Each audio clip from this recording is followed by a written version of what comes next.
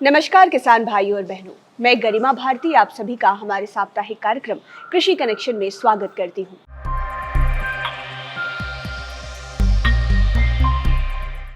इस सप्ताह के कृषि कनेक्शन में हम पशुपालन के बारे में चर्चा करने जा रहे हैं। अगर आप भी पशुपालक हैं तो आपके पशुपालन की सफलता इस बात से आंकी जाएगी कि आप अपने पशुओं को बीमारियों से किस हद तक बचा सकते हैं। अभी इस वक्त लंपी रोग की समस्या गाय में, गौवंशों में काफी देखी जा रही है। तो आप अपने गौशाला में रखे गायों को लंपी रोग से कैसे बचा सकते हैं और उन्हें कैसे सुरक्षित रख सकते हैं, इस विषय पर हम विस्तृत तौर पर चर्चा करेंगे। आइए चलते हैं असिस्टेंट प्रोफेसर कम साइंटिस्ट डॉक्टर प्रदीप राम के पास और उनसे विस्तृत जानकारी प्राप्त करते हैं। किसान बंधुओं, पशुपालन व्यवसाय की सफलता पशुओं के स्वास्थ्य प्रबंधन पर निर्भर करती है, परंतु समय समय पर हमारे पशु विभिन्न रोगों से आक्रांत हो जाया करते हैं, जिससे हमारे पशुओं को काफ़ी कठिनाई होती है। साथ ही साथ हमारे पशुपालक बंधुओं को भी इस पशुपालन व्यवसाय में नुकसान उठाना पड़ता है। कई प्रकार के रोग होते हैं जो पशुओं में हो जाते हैं, जो काफ़ी नुकसान देते हैं। ऐसे ही एक रोग जो वायरस जनित रोग है, जिसको हम लोग लंपी स्किन डिजीज़ के नाम से जानते हैं, उनका फैलाव हो चुका है पशुओं में, जिससे हमारे पशु काफ़ी प्रभावित हो रहे हैं,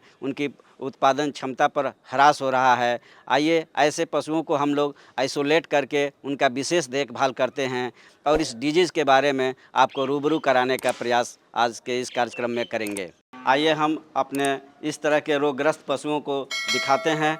ये हमारे जो खास करके नवजुवक पशु हैं, गौ जाति के पशु हैं, जो लंपी स्किन डिजीज से हाल फिलहाल में ग्रस्त हो चुके हैं, जिनको हम लोगों ने मेन हर्ड से अलग कर दिया है। इनकी विशेष देखभाल अलग से हम लोग कर रहे हैं। ये हमारे लंपी स्किन डिजीज से प्रभावित पशु हैं। लंपी स्किन डिजीज़ गौवंशीय पशुओं में फैलने वाला एक बहुत ही खतरनाक जानलेवा बीमारी बन चुका है आज के समय में, और यह रोग जो है खास करके गौ जाति में ज़्यादा हो रहा है बनस्पत भैंस जाति के अपेक्षा। हालांकि भैंस जाति के वंश भी इससे प्रभावित हो रहे हैं। गौ जाति के बछड़े हैं जो नवजुवक हैं, वे ज़्यादा प्रभावित हो रहे हैं बड़े पशुओं के अपेक्षा। इस तरह से अगर देखें कि दुधारू जो पशु हैं वे भी प्रभावित हो रहे हैं। इनमें इस रोग से जो बकरियां हैं, भेड़ हैं, वे नहीं प्रभावित हो रही हैं। साथ ही साथ इसमें अन्य पशुओं में इसका प्रकोप देखने को नहीं मिल रहा है। हम जानते हैं कि इनका कारण क्या है, आखिर इस रोग का फैलने का कारण क्या है। कैप्री पॉक्स वायरस एक होते हैं जो इस लंपी स्किन डिजीज़ के लिए रिस्पॉन्सिबल होते हैं। ये एंटीजेनिकली रूप से काफ़ी घातक हैं, जो गोट पॉक्स के समान होते हैं, और ये डबल स्टैंडर्ड के ये वायरस हैं, जिनका एक ही सीरोटाइप्स होता है, जो पशुओं को चपेट में अपना बड़ा बुरा तरह से प्रभावित करता है। और इस तरह से ये गोट पॉक्स वायरस जो है इसके लिए रिस्पॉन्सिबल है, जो कैप्री पॉक्स वायरस जिसको कहते हैं। तो इस तरह से इनका अगर हम संचरण देखें कि रोग में कैसे फैलता है, तो यह खास करके जो टिक्स हैं, माइट्स हैं, लाइस हैं, जो मक्खियां हैं, जो रक्त चूसती हैं एक पशु से दूसरे पशु में, तो इनके मैकेनिकल ट्रांसमिशन के जरिए ये एक यांत्रिक रूप से रोग फैलाने का ये कार्य करते हैं। जो रोगग्रस्त पशु हैं उनके बछड़े दूध जो पीते हैं, उनके माध्यम से भी ये रोग फैल जाता है। कभी कभी यह भी देखा जा रहा है कि जो हम पशु प्राकृतिक सहवास करते हैं या कृत्रिम गर्भाधान कराया जाता है, तो अगर इन्फेक्टेड बूल का प्रयोग करते हैं या उस तरह से इन्फेक्टेड सीमेन का हम लोग प्रयोग अगर हो जाता है, तो ऐसी स्थिति में रोग फैलने की संभावना बढ़ जाती है। तो इस तरह से ये रोग जो है एक पशु से दूसरे पशु में हो रहा है। चूँकि यह वायरस जो है इसके दूध में, इसके लार है, उसमें यह निकल रहा है। तो एक तरह से यह भी कहना उचित होगा कि एक पशु से दूसरे पशु में बीमारी कांटेक्ट के वजह से भी फैलने की संभावना है। इसको इनकार नहीं किया जा सकता है, क्योंकि उनको अगर एक ही साथ पानी पी रहे हैं, एक ही साथ खाना खा रहे हैं, और उसमें अगर इन्फेक्टेड पशु है, संक्रमित पशु है, तो उसका लार अगर वहाँ खाना में, फीड मटेरियल्स में गिर रहा है, पानी में गिर रहा है, तो वायरस का ट्रांसमिशन जो है एक पशु से दूसरे पशु में होने की प्रबल संभावना होती है, और इस तरह से रोग का प्रकोप ये बढ़ते जा रहा है। हमने ऑब्जर्व किया है कि आसपास के क्षेत्रों में किसानों की यह आम समस्या हो गई है कि उनके पशु इस बीमारी से बहुत ही घातक रूप से प्रभावित हुए हैं। हालांकि हमारे इस प्रक्षेत्र में जो विश्वविद्यालय का प्रक्षेत्र है, इसमें न के बराबर पशु इससे प्रभावित हुए हैं, परंतु ग्रामीण इलाकों में इसका प्रकोप भयानक रूप में फैला हुआ है। इस तरह से अगर इस रोग को हम लोग देखें तो ये पशुओं के लिए बहुत ही नुकसानदायक रोग है और इसको हम लोग इसके क्या लक्षण मिलते हैं इस रोग में, इसको हम जानते हैं।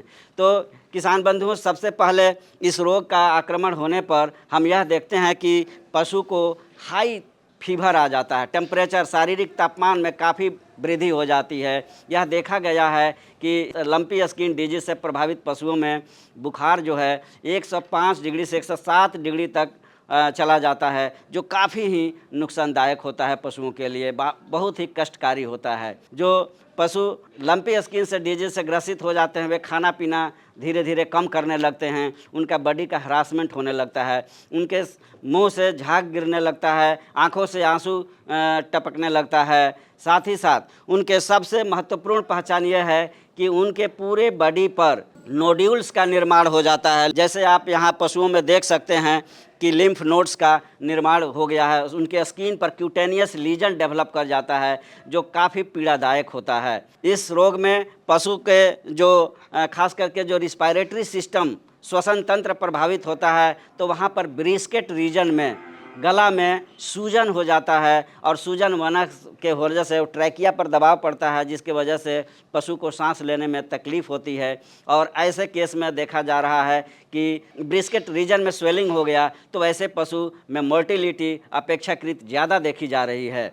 साथ ही साथ इनके आर्डर में स्वेलिंग हो जा रहा है और जगह जगह बॉडी के जितने लिम्फ नोड है उसमें वो स्वेलिंग हो जाता है, बाहरी रूप में दिखाई देता है। आंतरिक रूप में इंटरनल ऑर्गन्स के जितने विसरल ऑर्गन्स हैं वहाँ पर भी स्वेलिंग और नोड्यूल्स का निर्माण हो जा रहा है, जो पशुओं के लिए काफ़ी कष्टकारी है। और इस तरह से जो प्रभावित पशु हैं उनमें दूध देने वाले पशु में दूध उत्पादन क्षमता काफ़ी घट जा रही है, उनके कार्य करने की क्षमता घट जा रही है और जो पशु इससे ग्रस्त हो जा रहे हैं वे काफ़ी बेचैन होते हैं, काफ़ी उनको तकलीफ़ें होती है और इस तरह से यह लंपी स्किन डिजीज़ पशुपालन व्यवसाय के लिए एक बहुत ही घातक सिद्ध हो रहा है। इनका उपचार कैसे करें इस पर हम चर्चा करेंगे। तो किसान बंधुओं, इसके लिए जैसे ही इस तरह का आपको लक्षण नज़र आता है, आप अपने फार्म में अपने पशुओं में इस तरह का लक्षण जैसे ही आप देखते हैं, तुरंत ऐसे स्थिति में अपने पशु को अन्य पशुओं से अलग कर देना चाहिए आपको। जैसे कि हम लोगों ने इस पशु को बिल्कुल अलग कर दिया है, अन्य पशुओं से बिल्कुल अलग कर दिया है, ताकि संक्रमण एक पशु से दूसरे पशु में ज़्यादा नहीं फैल सके। हमारे पास 300 पशु हैं, लेकिन मात्र हमारे पास 6-7 पशुओं में इस तरह की समस्या आई है जिसको हम लोगों ने बिल्कुल अलग कर दिया है। तो और इससे रोग फैलने से यहाँ पर नियंत्रण कर पाए हैं इस वजह से। तो आपको भी चाहिए कि अगर आपके पशु में इस तरह का स्थिति उत्पन्न होती है तो सबसे पहले पशु को अलग करें और उसकी विशेष देखभाल करें। और पशु चिकित्सक से मिलकर के, चूँकि हाई टेम्परेचर हो रहा है, 103 से लेकर के 107 डिग्री 107 डिग्री तक चला जा रहा है, ऐसी स्थिति में सबसे पहले फीवर की दवा हमें पशु चिकित्सक की राय से देना है। क्योंकि बॉडी में पूरा पेन होता है, स्वेलिंग हो जाता है बॉडी में जगह जगह, तो ऐसी स्थिति में हम लोग एंटी इन्फ्लामेटरी की दवाइयाँ देते हैं, जैसे मेलोनेक्स है, फ्लूनिक्जिन मैग्लूमाइन है, केटोप्रोफेन की दवा दे सकते हैं, मेलोनेक्स प्लस दवा आती है, इसको सूजन के लिए हम लोग दे सकते हैं, इसको दर्द निवारक के रूप में हम लोग इस्तेमाल करते हैं, इससे पशुओं को काफ़ी आराम मिलता है। साथ ही साथ एंटी हिस्टामिनिक की दवाइयाँ हम देंगे, इसमें एविल का इंजेक्शन आता है, एनिस्टामिन आता है, तो इसको हम लोग 5 से 10 ml पशुओं को, बड़े पशुओं में 10 ml, छोटे पशुओं में 5 ml के हिसाब से हम लोग देते हैं। साथ ही साथ अगर पशु में ब्रिस्केट रीजन में स्वेलिंग आ गया तो ये ज़्यादा चांस रहता है कि इस रोग में सेकेंडरी बैक्टीरियल इन्फेक्शन की प्रबल संभावना रहती है और यह होता ही है इस रोग में। तो ऐसी स्थिति में सेकेंडरी बैक्टीरियल इन्फेक्शन से बचाव के लिए हमें एंटीबायोटिक का चयन करना बहुत ही आवश्यक होता है। एंटीबायोटिक के रूप में आप चाहें तो इनरोसिन का इंजेक्शन दे सकते हैं और हमने ऑब्जर्व किया है कि स्ट्रेप्टोपेनिसिलिन ग्रुप की जो दवाइयाँ हैं वो बहुत ही कारगर सिद्ध हुई हैं। उसको देने से 10 मिलीग्राम प्रति किलो शरीर वजन पर इसको अगर दिया जाता है तो बहुत ही इस रोग में लाभ प्राप्त हुआ है। तो इस तरह से हम अगर इसको हम एंटीबायोटिक का चयन करें, चाहे तो आप सेफ्ट्रिएक्सोन की दवाइयाँ दे सकते हैं 1.1 से 2.2 mg प्रति केजी शरीर वजन पर दे सकते हैं, तो यह भी बहुत ही लाभकारी दवा है। इस तरह से अपने निकटतम पशु चिकित्सक की सलाह से वहाँ जो उपलब्ध एंटीबायोटिक है, जो उनके अनुसार सूटेबल दवाइयाँ हैं, उसका ज़रूर प्रयोग करें इस रोग को नियंत्रण करने में। दूसरी दवा के रूप में हम लोग जो है आइवरमेक्टिन का इंजेक्शन, चूँकि ये वर्म के वजह से भी, वर्म जो है उसके वजह से भी ट्रांसमिशन एक जगह से दूसरे जगह टिक्स इन्फेस्टेशन के वजह से होता है, तो इसको नियंत्रण करने के लिए हम लोग आइवरमेक्टिन का एक खुराक देते हैं, जिसको मैक्टिन इंजेक्शन के रूप में आता है, या उसको 200 माइक्रोग्राम के हिसाब से हम लोग देते हैं, या 1 ml पर 50 kg बॉडी वेट के हिसाब से सबकट हम लोग इसको देते हैं।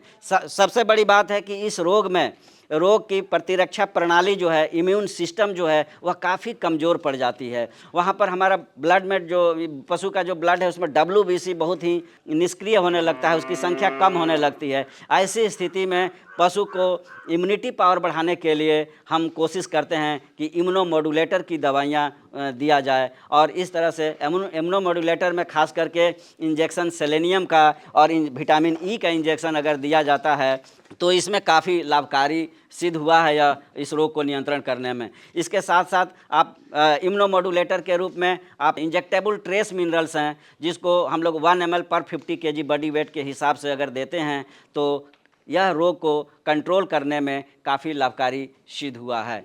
इस तरह से अगर अपने पशुओं का जो लंपी स्किन डिजीज से ग्रसित हैं, इस तरह से दवाइयों का हम समायोजन करें, इस तरह से उनकी व्यवस्था करें, तो निश्चित रूप से हमें सफलता मिलेगी। इनकी बचाव का और सबसे इम्पोर्टेंट तरीका है कि अगर रोग हो गया है तो आप बहुत सारे आयुर्वेदिक दवाइयाँ उपलब्ध है, हर्बल दवाइयाँ हैं, उन होम्योपैथिक दवाइयाँ भी उपलब्ध हैं, उनका भी अपने पशु चिकित्सक से सलाह लेकर के उपयोग हम लोग कर सकते हैं। जैसे कि नीम का पत्ता जो है वह काफ़ी गुणकारी है, काफ़ी लाभकारी सिद्ध हुआ है। हमने भी अपने फार्म में यूज किया है अपने पशुओं को, जिससे हमें देख रहे हैं कि काफ़ी पशुओं में सुधार हो चुका है। और इसमें आपको नीम का पत्ता को तोड़ लेना है, उसको गर्म पानी में खौला लेना है, फिर ठंडा करके उसके बॉडी पर पूरा स्प्रे करना है। जहाँ पर ये जख्म हो गए हैं उनको एक्रिफ्लाविन का ऑइंटमेंट आता है, उसको हम लगाएं। हीमेक्स का ऑइंटमेंट आता है, ये आपका चार्मिल का ऑइंटमेंट आता है, स्किन हिल स्प्रे आता है। इन दवाइयों का उपयोग करें तो जो वुंड डेवलप कर जा रहा है, जख्म जो हो रहा है पशुओं में, नोड्यूल्स के ब्रेक होने के बाद से जख्म बन जाता है जो काफ़ी कष्टकारी होता है, इनको हम लोग नियंत्रण कर सकते हैं। इस तरह से इनका हम धीरे धीरे अगर हम इलाज करते रहें, इसमें टाइम हम देखते हैं कि इस रोग को पूर्णतः ठीक होने में करीब 20-25 दिन लग जा रहे हैं, 15 से 20 दिन लग जाते हैं। ये वायरस हैं, इसलिए ये धीरे धीरे, इनका कोई सटीक इलाज नहीं है, लेकिन सिम्टोमेटिक इनके लक्षणों को देख करके इस तरह से अगर हम व्यवस्था करते हैं तो हम इस तरह के रोग पर नियंत्रण पा सकते हैं। तो हमारे किसान बंधु, हम उम्मीद करते हैं कि आपको इस लंपी स्किन डिजीज से कुछ जानकारी हासिल हुई होगी, और हम उम्मीद करते हैं कि इस तरह से आप अपने पशु चिकित्सक के संपर्क में रह करके आप हमारे जो पशु काफ़ी प्रभावित हो रहे हैं उनको आप बचाने का प्रयास करेंगे, और इस तरह से आपका पशुपालन व्यवसाय काफ़ी लाभकारी सिद्ध होगा। तो किसान भाइयों, आपने जाना और समझा कि अपने गायों को आपको किस प्रकार इस वक्त फैले लंपी रोग से बचाना है, आपको किन बातों का ख्याल रखना है, कैसे साफ सफाई रखनी है, किन दवाओं का प्रयोग करना है और किस प्रकार उनका पूरा ख्याल रखना है ताकि आप उन्हें इस बीमारी से बचा सकें। हम उम्मीद करते हैं कि इस सप्ताह का कार्यक्रम आपको बेहद पसंद आया होगा और हमारे द्वारा दी गई हुई जानकारियाँ आपके बेहद काम आएंगी। इसी तरह के अन्य वीडियोज़ के लिए आप हमारे साथ बने रहें। अगर इस वीडियो को सोशल मीडिया के माध्यम से देख रहे हैं तो हमारे सभी पेजेस को लाइक करें और वीडियो को अधिक से अधिक शेयर करें। यूट्यूब पर देख रहे हैं तो चैनल को सब्सक्राइब करें। कार्यक्रम से जुड़े हुए कोई सवाल आप हमसे करना चाहते हो या फिर कोई सुझाव हमें देना चाहते हो तो उन्हें बेझिझक कमेंट बॉक्स में लिख सकते हैं।